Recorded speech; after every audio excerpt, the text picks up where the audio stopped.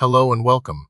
Today we're diving into a serious digestive system disease at hepatitis C. We'll explore what it is, how it affects the body, and what can be done about it. Join us as we unravel the complexities of this viral infection. Hepatitis C is primarily caused by the hepatitis C virus, or HCV. The virus is most commonly spread through infected blood.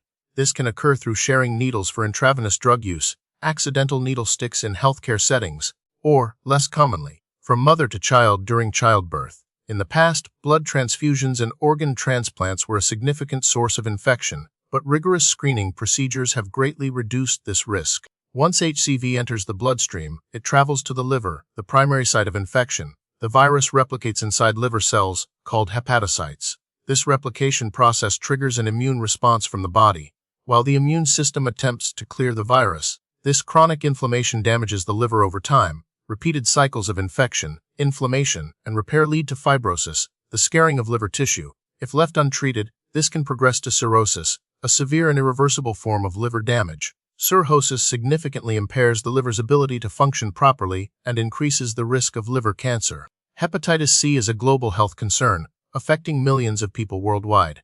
The prevalence varies significantly by region. Certain populations, such as intravenous drug users, and those who received blood transfusions before widespread screening, are at higher risk. Understanding the epidemiology of hepatitis C is crucial for implementing effective screening and prevention programs. Many people with hepatitis C have no symptoms for years, even decades. This is why it's often called a silent infection. When symptoms do appear, they can be vague and easily mistaken for other illnesses.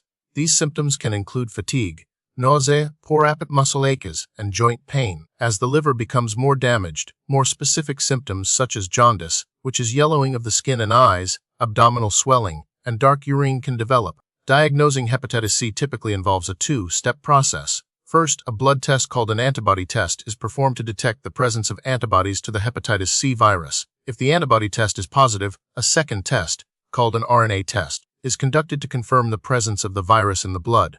This viral load test also measures the amount of virus present. In addition, liver function tests are used to assess the extent of liver damage. In some cases, a liver biopsy may be performed to examine liver tissue directly and determine the severity of fibrosis or cirrhosis. Hepatitis C is classified into different genotypes, numbered 1 through 6, and further subdivided into subtypes. Genotype 1 is the most common in the United States.